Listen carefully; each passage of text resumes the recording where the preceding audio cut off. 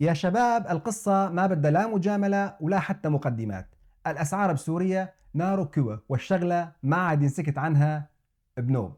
والله يلي عم يجي زيارة على البلد عم ينهد حيله ويحس حاله جاي على لاس فيغاس أو سنغافورة، مو الشام يلي تركها من 14 سنة. الأسعار بكل شيء غالية ومو محصورة بشيء معين، من المطاعم للأسواق لأجر البيوت للفنادق يلي وصلت بالليلة إلى 400 دولار. وما تنسوا كمان التلاعب بأسعار الصرف والسرقة على عينك يا تاجر. ولا معقول كمان كاسة الشاي بالمطار وصلت ال4 دولارات؟ المناقيش قصة ثانية ب10 دولارات بس، شو هي معجونة بمية الذهب؟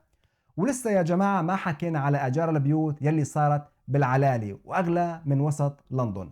بالله عليكم 1500 دولار آجار البيوت مو حرام؟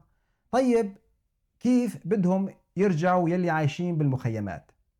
يا عم اتركنا من اللي عايش بهالمخيمات وخلينا هلأ بيلي عايشين بتركيا مثلا. كيف بدهم يدفعوا هيك مبالغ إذا آجار البيت باسطنبول ما وصل ل 500 دولار؟ كل هالشي يا جماعة وراه شخص واحد اسمه التاجر الجشع. ما لنا بطول السيرة يا شباب، ثورتنا ما انتهت، خلاصنا من هالنظام الهارب يلي عمل العمايل بالشعب من جوع وذل وقتل وتهجير. نحن لازم نعمل ثورة على كل حدا عم ياكل هالشعب، سواء برفع الأسعار أو محاربته بلقمة عيشه أو ظلمه بأي طريقة كانت. إذا نحن ما وقفنا مع بعض بعد كل شي صار فينا ورحمنا بعض، مين بدنا نستنى يجي ليحن علينا؟ وصلنا المرحلة إنه في بياعين على شكلك بيبيعوك، يعني إذا مرتب حالك شوي أنت راح البياع يفكرك جاي من برا وراح يكون لك سعر غير شكل.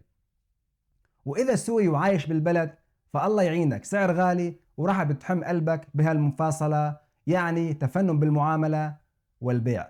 صحيح نحن تخلصنا من رأس الأفعى، لكن الجسد لسه بيتحرك ولسه العقول يلي تربت على نهج هالنظام البائد تمارس طقوس الاستغلال ولسه حافظين نفس الدرس.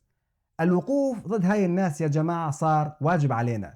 وحتى انه هذا العبد الله من كم يوم الصحفي الحر اطلق صرخة مدوية من قلب الشام عن جنون هالاسعار يلي ما عاد يحتمل، ولازم كلياتنا نوقف مع هالصرخة. التلاعب بالأسعار يا جماعة وصل لدرجة مقرفة. ارتفاع الأسعار الجنوني وصل لدرجة ممكن حدا يتقبلها. ارتفاع بأسعار العقارات، بأجارات البيوت، بالمطاعم، بالكافيهات، بأسعار المواد الأساسية. بتلاقوا كل محل عم بيع غير المحل اللي قبله. يا جماعة في ملايين من هالناس عم يفكروا بالرجعة لهالبلد، بس الحسابات وغلاء الأسعار سواء بالعقارات أو السلع عم يخليهم يفكروا كتير، وأحيانا يبطلوا يرجعوا بسبب هالشي.